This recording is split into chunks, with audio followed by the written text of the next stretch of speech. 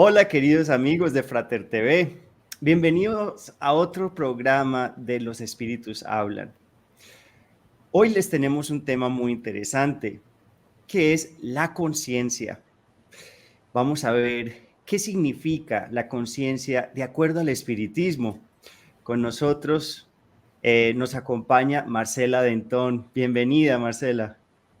Muchas gracias, Esteban. Gracias nuevamente por la invitación. Bueno, entonces cuéntanos un poco de qué se trata la conciencia con relación al espiritismo. Bueno, la conciencia, como dice León Denis en su libro El Camino Recto, él dice así: todo ser humano lleva grabados en sí, en su conciencia, en su razón, los rudimentos de la ley moral. Y dice rudimentos porque todos tenemos una vaga idea o una idea intelectual razonada de lo que está bien y de lo que está mal. Aunque si bien no todos reconocen la importancia que las propias acciones tienen, todo el mundo comprende por la propia experiencia que hacer bien hace bien.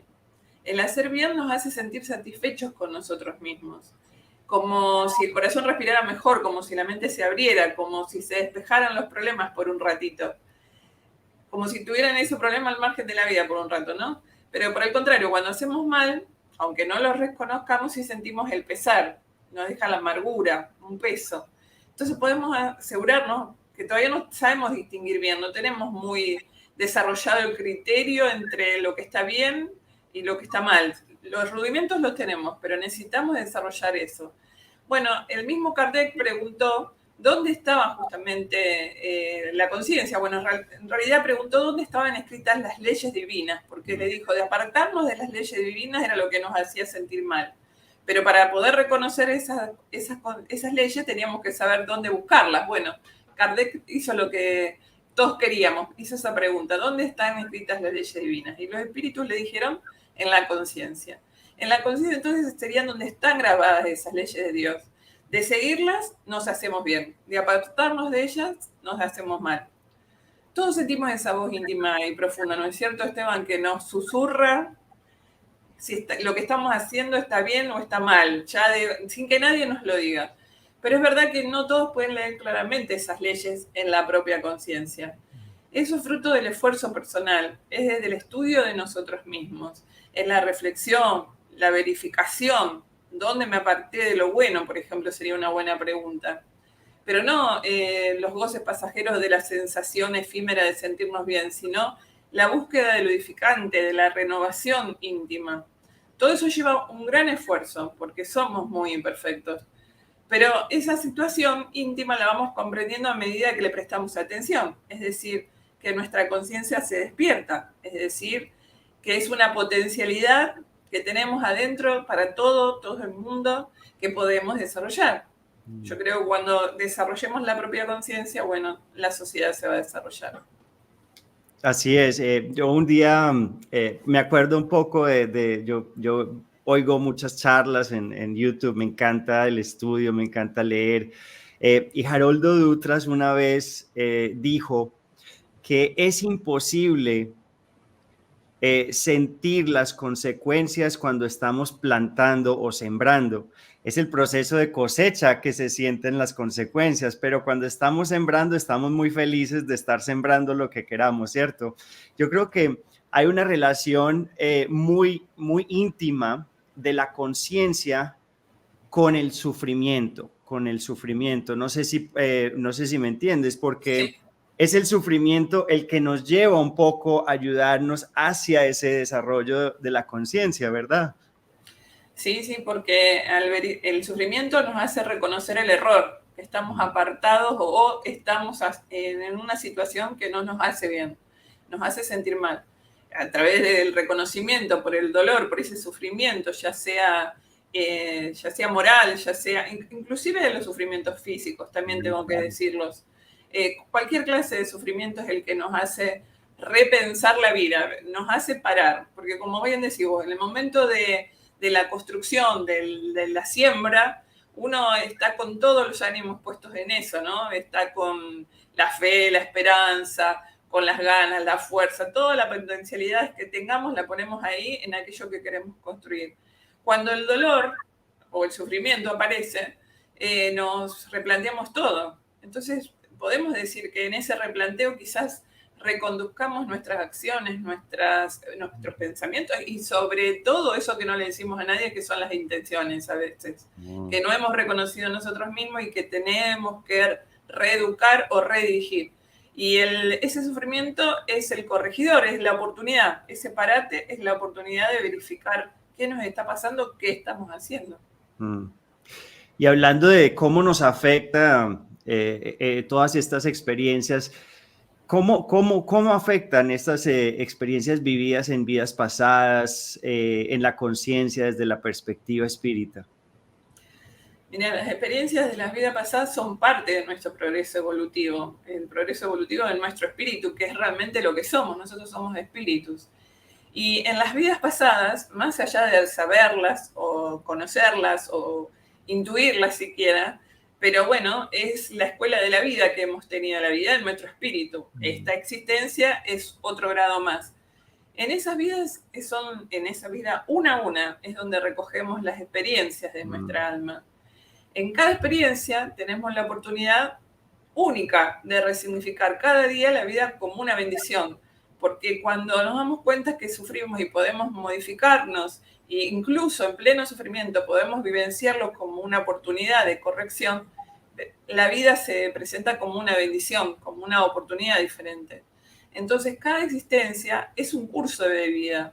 Aprendemos a vivir, básicamente, en el bien que nos hace bien, no el bien que nos hace sentir bien, ¿no? Que nos hace bien íntimamente. En cada una de esas vidas, ya te digo, vuelvo a decir, no importa si no las conocemos, pero ya comprendemos que corregimos y sumamos lo que nos hace falta, porque no venimos solamente a corregir, sino a adquirir. Y acá me acordé de una frase porque la llevo muy presente, pero acá la voy a leer para que no equivocarme, pero André Luis, en un mensaje psicografiado por Chico Javier, decía: una existencia es un acto, un cuerpo, un vestido, un siglo, un día, un servicio, una experiencia, un triunfo, una adquisición, una muerte, un soplo renovador. Fíjate, todo es positivo, todo es posible para nosotros. Tenemos todo para poder mejorar y ser eso que todos queremos, felices. Qué bien. Y bueno, hablemos un poco más de la parte psicológica. Las ciencias psíquicas afirman que las personas dotadas de trastornos de personalidad antisocial, popularmente conocidas como psicópatas o sociópatas, tienen desprecio de las normas sociales y una incapacidad para sentir remordimiento o culpa respecto a sus comportamientos dañinos hacia otros. ¿Puede este tipo de personalidad verse como más atrasada espiritualmente? Bueno, yo no me atrevería a decir más atrasada, pero bueno, tiene una dificultad extra, ¿no? Porque decíamos que la conciencia se entrena, es decir, que se ejercita, ¿no? Decíamos antes. Y en ese ejercicio va despertando paulatinamente. Vuelvo a repetir, va reconociendo y adquiriendo por sí las leyes de Dios, decíamos, lo que está bien. Y cuando estamos cerca, estamos bien, nos sentimos bien, nos hacemos bien. Y cuando estamos mal, bueno. Pero para aquellos que no se conectan con sus semejantes, como estas personalidades, ¿no? Les es más difícil, ya que los demás generalmente son nuestros maestros. Como decíamos del sufrimiento, bueno, los demás tenemos la oportunidad de intercambiar. Entonces, incluso los contrarios son los mejores maestros porque ahí nos probamos, ¿no? Nos Claro. muestran, nos reflejan en las reacciones lo que nuestras acciones originan. Además, bueno, la ley de sociedad es una ley natural, una ley divina, que está en nuestra naturaleza. Entonces nos exige, de alguna manera, que nos transformemos en sociedad. Bueno, en la sociedad podemos verificar aquello de ama a Dios por sobre todas las cosas y al prójimo como a ti mismo. Lo podemos descubrir.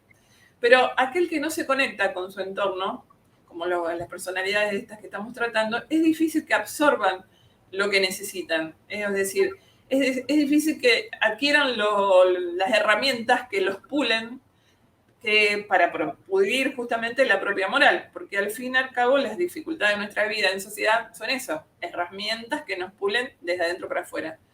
Por eso, la familia es el alto modo de progreso, la sociedad es una célula de desarrollo del progreso mismo. Entonces, todo tipo de alineamiento, porque hoy lo vemos a los chicos que se encierran frente a una computadora o establecen lazos a través de la web, de internet, ¿no? Ellos también tienen mayores dificultades, pero aquellos que están incluso en esas personalidades sociópatas o psicópatas, yo vuelvo a decir, no sé si son más atrasados espiritualmente, porque hay algún caso también que por más que no establecen lazos con sus semejantes, quizás tengan estrechos lazos con los espíritus que los acompañan y los asisten moralmente. Quizás están muy encerrados en sí mismos, pero no esparcen tanto el daño hacia afuera. Pero bueno, en sus actitudes cotidianas se verificarán.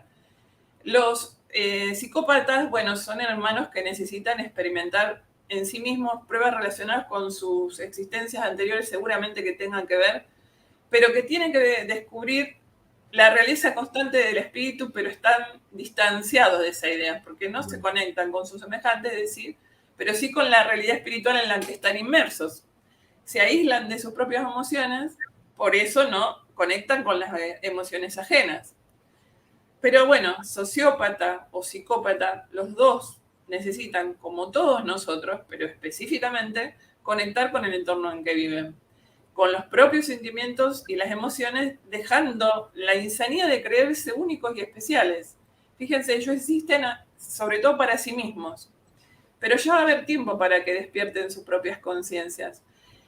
Aquellos que se explican esta problemática sociópata o psicópata, considerando la parte materialista, dicen que, bueno, que los neurotransmisores, que hay problemáticas en ese aspecto. Yo no soy médica, no me voy a meter en ese tema, pero traen en realidad en su constitución física que es posterior a la necesidad espiritual.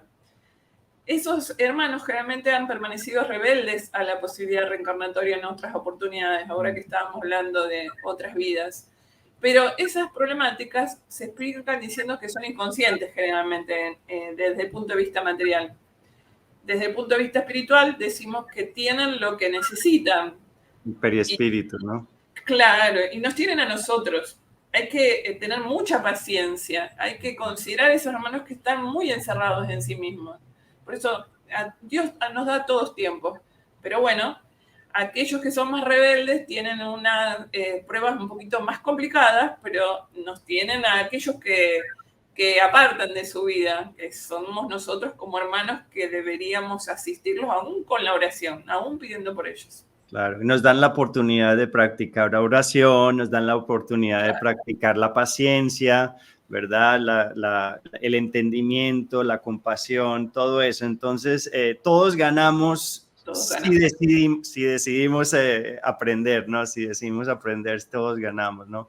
Las leyes divinas no se equivocan, no hay accidentes, ¿no? En el espiritismo.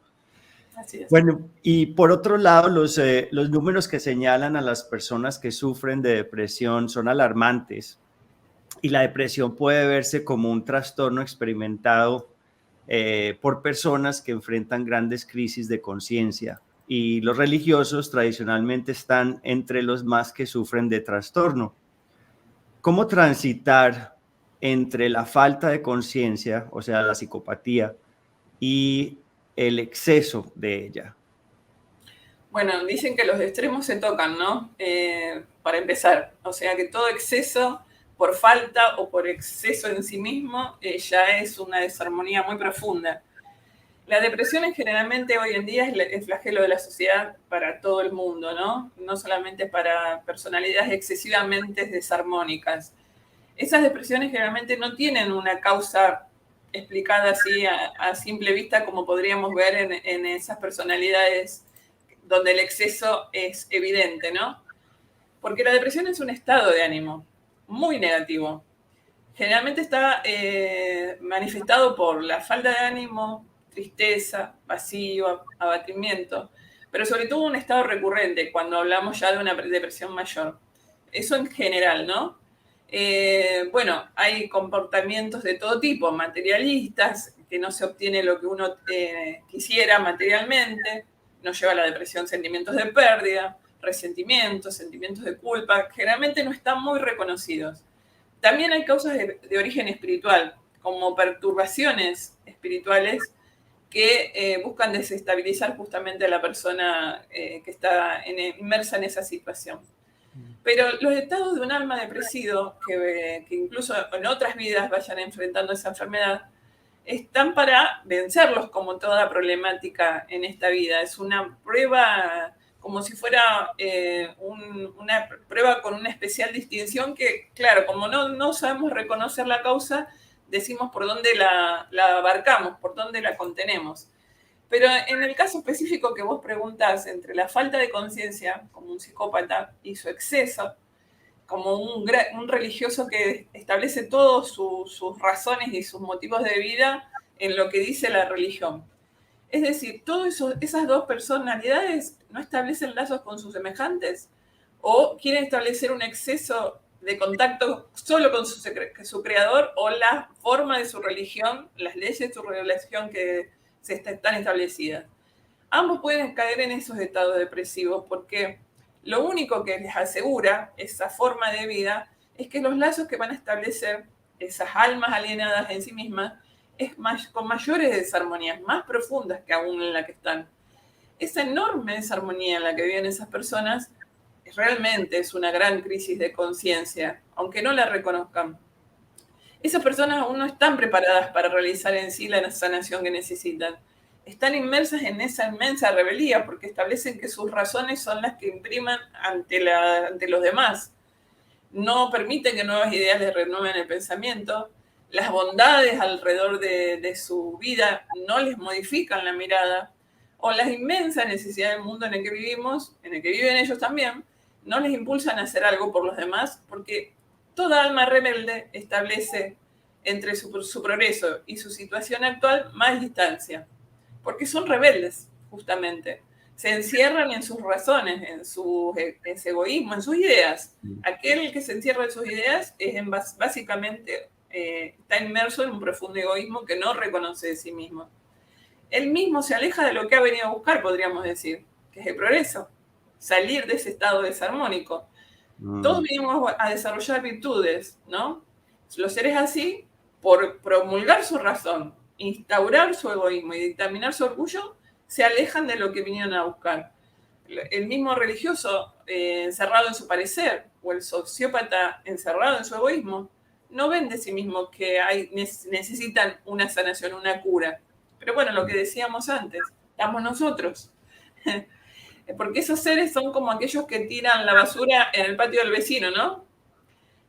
Prontamente el olor nauseabundo los va a alcanzar. O las alimañas productos de esa basura van a morar en su casa. Ellos todavía no tienen esa conciencia, pero nosotros sí. Entonces, gran paciencia por esos hermanos que sufren de los excesos inventados por su propia razón.